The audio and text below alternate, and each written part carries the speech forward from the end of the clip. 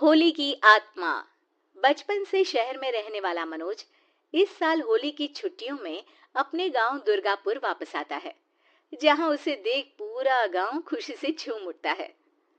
जब गया था तब इतना सा था और अब देखो कितना बड़ा हो गया है। हाँ सरपंच जी, जब मैं गया था तब आप भी बहुत जवान थे और अब देखो कितने बूढ़े हो गए हैं आप। चला चलो बढ़िया है। बच्चा घर वापस आ गया। इसी खुशी में आज रात पार्टी होगी। क्या बात है, गांव में भी पार्टियां होने लगी। वैसे अगर पार्टी की बात है तो आज क्यों सीधा होली पार्टी करते हैं। होली पार्टी की बात सुन चहल पहल में अचानक सन्नाटा छा जाता है, जिसे देख मनोज को कुछ अजीब लगता है, लेकिन तभी सरपंच बात पलट देता है। अब बहुत देर हो गई, चलो सब अपने घर चलो, पार्टी के बारे में कल सोचेंगे। मनोज भी मम्मी पापा के साथ घर आ जाता है, पर होली पार्टी और उस पर पूरे गांव की खामोशी वाली बात अभी तक उसके जहन से निकलती नहीं। पापा, होली पार्टी की बात पर सब चुप क्यों हो गए थे। अरे होगी उनकी कोई अपनी बात। मुझे गांव की पंचायत ही थोड़ी पता है। थक गया हूँ, चलो सो जाते हैं, कल बात करते हैं। पापा की बात मानते हुए मनोज भी सोने चला जाता है। आज तो छुपा लिया, लेकिन हफ्ते बाद जब होली का दिन आएगा तब इसे कैसे रोकोगे। अगली सुबह सूरज के साथ ही मनोज भी गांव घूमने निकल जाता है, जिस पर रास्ते में उसे अपनी ही उम्र के कुछ लड़के भी मिलते हैं, जिनसे दोस्ती कर अब वो उनके साथ घूमने लगता है। इसी तरह कुछ दिन बीत जाते हैं और होली नजदीक आने लगती है।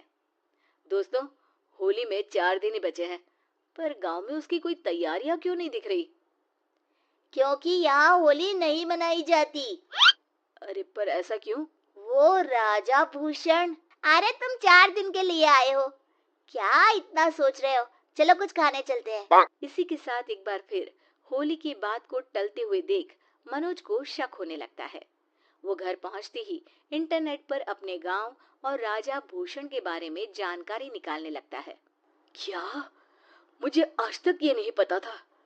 ऐसा कैसे, किसी ने मुझे कुछ बताया क्यों नहीं।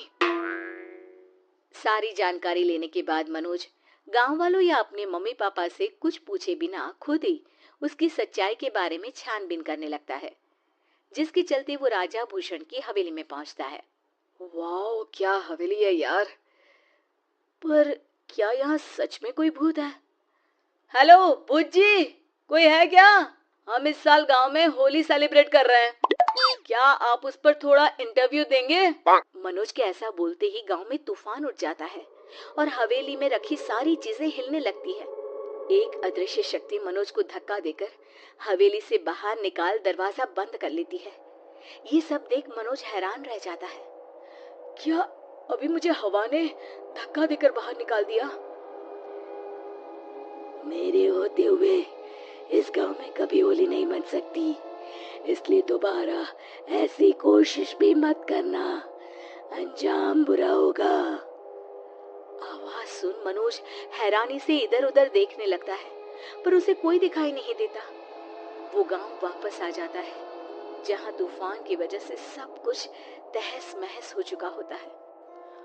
आखिर ये तूफान आया कैसे। ना ऐसा कोई मौसम था और ना ही हमने होली का त्योहार मनाने की बात की थी।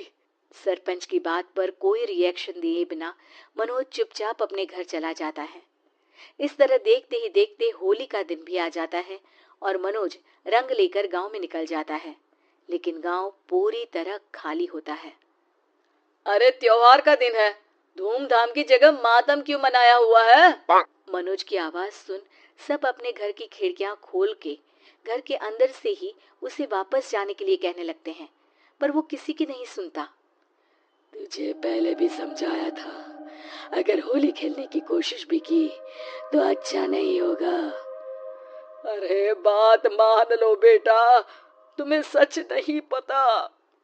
मुझे सब पता है। सालों पहले इस राजा ने एक अंधविश्वास फैलाया और आप लोग आज तक उसे मानते आ रहे हो। अरे बेटा, जब तुम पैदा भी नहीं हुए थे उससे भी बहुत पहले से इस गांव पर होली का श्राप है।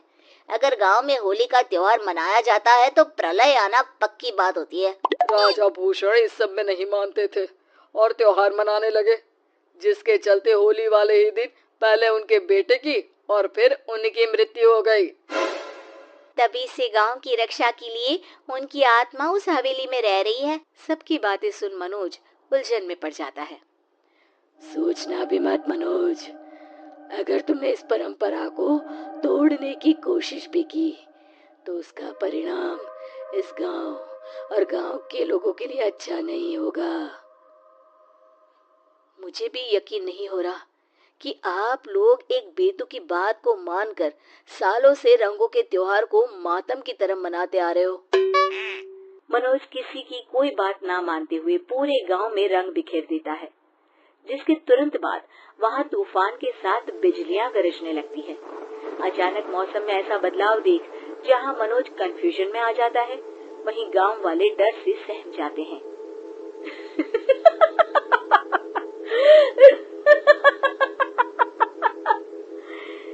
इस लड़के ने हमारे जैसे सिर्फ अपने स्वार्थ के लिए नहीं बल्कि पूरे गांव की खुशियों के लिए यहाँ होली मनाई है, जिस वजह से अब इस गांव पर होली का श्राप टूटता है। ऐसा बोलकर राजा का भूत वहां से गायब हो जाता है, जिसके बाद गांव के लोग धूमधाम से होली मनाते हैं। खुशियों के रंग गांव में बिखरे ही होते हैं कि अगली सुबह अचानक मनोज कहीं गायब हो जाता है और एक बार फिर गांव में होली का नया राज शुरू हो जाता है।